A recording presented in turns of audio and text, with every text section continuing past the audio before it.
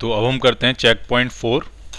First question कहता है the electric dipole movement of an electron and a proton 4.3 nanometre apart is. ठीक, ये जो एक इलेक्ट्रॉन है एक प्रोटॉन है, ये कितना अपार्ट है? 4.3 नैनोमीटर अपार्ट है। इसका डायपोल मूवमेंट पूछ रहे हैं तो बहुत ही सिंपल है। डायपोल मूवमेंट का जो फॉर्मूला बनेगा P, वो होता है किसी भी एक चार्ज का magnitude into separation between the charges, जिसको हम 2L से रिप्रेजेंट करते हैं। तो जो चार्ज है इलेक्ट्रॉन और प्रोटॉन दोनों का मैग्नीट्यूड सेम ही होगा, होना भी चाहिए 1.6 इंटू 10⁻⁻19 कूलम, और जो सेपरेशन है वो 4.3 नैनोमीटर है। नैनोमीटर का मतलब हो जाएगा 10⁻⁻9। ठीक, जब इस पूरे टर्म को मल्टीप्लाई करोगे तो आपको डायपोल मोमेंट मिल जाएगा, जिसकी यूनिट होगी coulomb into metre. Coulomb into metre. Clear? Second question पे आते हैं। सेकंड क्वेश्चन में कह रहे हैं EA be the electric field strength of A short dipole at A point on it's axial line and EE that on the equatorial line at the same distance. तो अगर same distance पे होता है तो जो एक्सियल पोजीशन पे जो electric field होता है वो इक्वेटोरियल का डबल होता है, 2 टाइम्स होता है इक्वेटोरियल का, और डायरेक्शन भी अपोजिट होती है। जैसे अगर मान लिया ये डायपोल है आपका, तो डायपोल के एक्सियल पोजीशन पे जो इलेक्ट्रिक फील्ड होगा वो डायपोल मूवमेंट की डायरेक्शन में होता है, और डायपोल की इक्वेटोरियल पोजीशन पे जो इलेक्ट्रिक फील्ड होता है वो अपोजिट डायरेक्शन में होता है। ठीक, और मैग्नीट्यूड में डबल होता है। तो एक्सियल वाला इक्वेटोरियल वाले की क्या होता है? मैग्नीट्यूड में डबल होता है, और डायरेक्शन क्या होती है? अपोजिट। अब यहाँ पे दो तरह की सिचुएशन है। अगर ये जो इलेक्ट्रिक फील्ड्स वगैरह लिखे हुए हैं, अगर ये वेक्टर फॉर्मेट में होते, वेक्टर फॉर्मेट में, तो आंसर क्या बनता? तो आंसर ये बनता, इस पर भी वेक्टर लगाते, इस पर भी वेक्टर लगाते, और यहाँ लगाते माइनस, अगर वेक्टर फॉर्मेट में होते तो, क्योंकि डायरेक्शन भी क्या है? अपोजिट। बट इन्होंने यहाँ पे एरो वगैरह तो बनाए नहीं है, और नहीं इनको बोल्ड बनाया है, तो इसका मतलब है कि E और E का सिर्फ क्या होगा? मैग्नीट्यूड होगा। और जब मैग्नीट्यूड होगा तो आप ले सकते हो कि एक्सियल पोजीशन पे जो इलेक्ट्रिक फील्ड होता है वो इक्वेटोरियल का क्या होता है? डबल। ठीक, तो हम कौन सा आंसर टिक कर सकते हैं इसमें? B part. ठीक है, एक्सियल पोजीशन पे जो इलेक्ट्रिक फील्ड होता है वो इक्वेटोरियल क्या होता है? डबल। ठीक, लेकिन अगर यहाँ वेक्टर्स लगे होते हैं इन सब में तो फिर हम आंसर टिक करते dog, none of the above, क्योंकि वेक्टर्स में ये वाला ज़्यादा अप्रोप्रिएट होगा जिसमें माइनस का क्या लगा हो? साइन लगा हो। क्लियर? तो कब आपको बी टिक करना है, कब डी टिक करना है, क्लियर हुआ आपको? अगर वेक्टर्स कंसीडर करेंगे आप तो या तो इनको बोल्ड बनाओ, या तो E और E को क्या बनाओ? बोल्ड बनाओ, और बोल्ड नहीं बना रहे हो तो इनके ऊपर एरो लगाओ।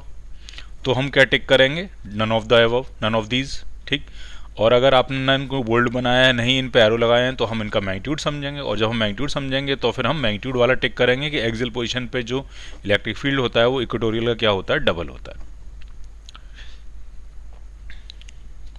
थर्ड क्वेश्चन में आते हैं। Electric field at a far away distance r on the axis of a dipole is E naught. What is the electric field at a distance 2r on the perpendicular bisector, on the perpendicular bisector. ठीक, अब इसमें इन्होंने यहाँ सारे minus लगाए हुए हैं, तो इसको थोड़ा और अप्रोप्रिएट अगर क्वेश्चन को हम करें तो हम इस पर वेक्टर बना देते हैं। इस पर ये भी E नॉट हो जाएगा, और ये सारे वेक्टर आप बना दो, तो अब ये क्वेश्चन प्रॉपर हो जाएगा ये। अदरवाइज इसमें ही वही पिछले क्वेश्चन जैसी एम्बिग्युइटी आएगी। ठीक, तो r डिस्टेंस पे जो इलेक्ट्रिक फील्ड है एक्सियल पोजीशन पे वो E नॉट है, तो E नॉट जो होगा उसकी वैल्यू हो जाएगी 2kp/r³ डायरेक्शन के साथ। ठीक, और 2r distance perpendicular by sector पे कितना होगा? तो उसका नाम अगर हम E डैश रख लेते हैं तो वो हो जाएगा आपका kp/r की जगह क्या लिखोगे आप? 2r का क्यूब। 2r डिस्टेंस पे है ना ये, 2r का क्यूब, तो ये कितना आ जाएगा? तो ये आ जाएगा आपका kp/8r³। अब kp/r³ की वैल्यू अगर आप पहली इक्वेशन से निकालोगे, kp/r³ की वैल्यू पहली इक्वेशन से, तो E नॉट अपॉन 2 आ जाएगी। तो kp/r³ की जगह क्या डालेंगे? E नॉट अपॉन 2, तो ये आपका आ जाएगा E नॉट अपॉन 16 आ जाएगा। अब सिंस वेक्टर्स हम कंसीडर कर रहे हैं, माइनस भी लगे हुए हैं, तो एक्सियल पोजीशन का अपोजिट होता है इक्वेटोरियल का, तो वेक्टर के साथ क्या लगाएंगे हम? माइनस E नॉट/16, क्योंकि डायरेक्शन दोनों पे क्या होती है? एक दूसरे के अपोजिट होती है। तो आपका आंसर, बेस्ट आंसर जाएगा इसका बी पार्ट। दूसरा, हमें ये पता कैसे चला कि माइनस कंसीडर करना है, मतलब डायरेक्शन कंसीडर करनी है, क्योंकि कुछ आंसर पॉजिटिव में, कुछ आंसर नेगेटिव में। अब किसी वेक्टर क्वांटिटी के आगे अगर माइनस लगाओगे तो उसका मतलब डायरेक्शन की ही बात चल रही होगी, तो हमने इसको और बेटर कर लिया, हमने सब पे एरो लगा दिए, झंझट ही खत्म हुआ। 16th वाले में कह रहे हैं the electric field due to electric dipole at a distance r from its centre in axial position is E. If the dipole is rotated through the angle 90 degree about its perpendicular axis, then the magnitude of, यहाँ बिल्कुल साफ clear है, magnitude of electric field की बात कर रहे हैं. तो उसकी एक्सियल, जैसे ये मान लिया डायपोल है, इसकी एक्सियल पोजीशन पे इलेक्ट्रिक फील्ड ई है यहाँ पे. अब आप कह रहे हो डायपोल को आपने 90 डिग्री घुमा दिया, ये 90 डिग्री डायपोल को ऐसे घुमा दिया, तो जब आप 90 डिग्री डायपोल को घुमाओगे तो वही पोजीशन इक्वेटोरियल पोजीशन बन जाएगी और उस पर इलेक्ट्रिक फील्ड हाफ हो जाएगा. तो आंसर बनेगा आपका cat. The torque acting on a dipole in an electric field is, torque का फॉर्मूला सीधे पी क्रॉस ही होता है, तो आंसर क्या बनेगा आपका बॉय. 6 क्वेश्चन में कह रहे हैं when an electric dipole is placed in an uniform electric field E, then at what angle between P and D the value of torque will be maximum. अब पी क्रॉस ही कब maximum होगा, तो torque का जो magnitude आएगा P cross ही करके, तो वो आएगा पी साइन थीटा, और मैक्सिमम तब होगा जब थीटा की वैल्यू कितनी होगी, 90 डिग्री होगी. साइन थीटा की मैक्सिमम वैल्यू 90 डिग्री पर होती है. तो आपका आंसर बनेगा इसमें ए पार्ट.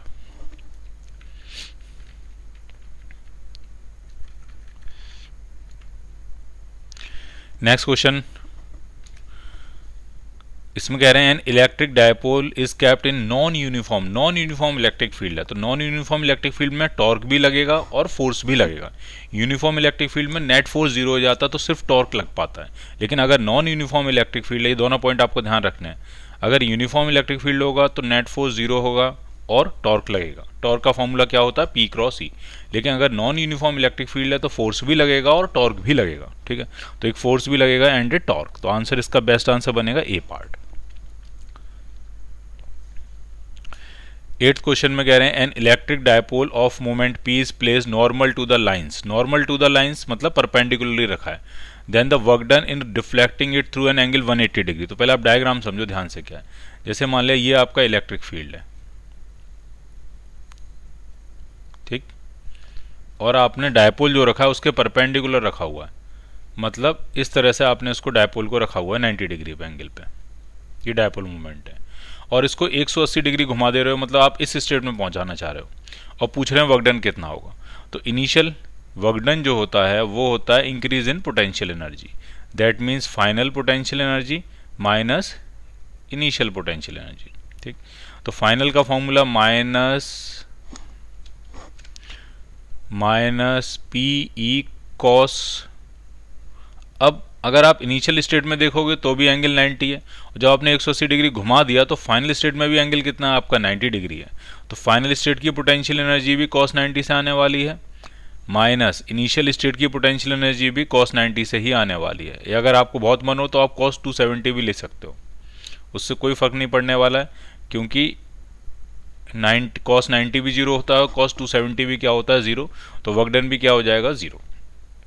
तो इस केस में आंसर क्या बनेगा आपका डॉग. अब ये एक मिलता जुलता केस है. मिलता जुलता केस ये है कि अगर वो पैरेलल अलाइन होता, इलेक्ट्रिक फील्ड के डायपोल के अलाइन होता पैरेलल, और वहां से उसको 180 डिग्री ऐसे घुमा दिया जाता, तब उस केस में जो वर्क डन आता है वो 2p आता है. ठीक, अगला वाला शायद क्वेश्चन वही है. हाँ, तो अगला वाला क्वेश्चन करते हैं तब आपको समझ में आएगा. ठीक है, देखो इस क्वेश्चन 8th में भी 180 डिग्री घुमाया गया है और 9th क्वेश्चन में भी 180 डिग्री घुमाया गया, बट 8th का आंसर 0, 9th का आंसर 0 नहीं बनेगा. तो अब आप 9th को देखो ध्यान से. 9th में कह रहे हैं कि a molecule with a dipole moment P is placed in an electric field of strength E. Initially dipole is aligned parallel to the field. If the dipole is rotated to be anti-parallel to the field, the work done पूछ रहे हैं. Initial क्या है कि electric field की direction में ही dipole है ये, और फिर उसको घुमा के 180 डिग्री घुमा दिया गया, एंटी पैरेलल कर दिया. अब पूछ रहे हैं वर्क डन कितना होगा. तो अब हम लिखेंगे फाइनल, वही इंक्रीज इन पोटेंशियल एनर्जी, मतलब final potential energy minus initial.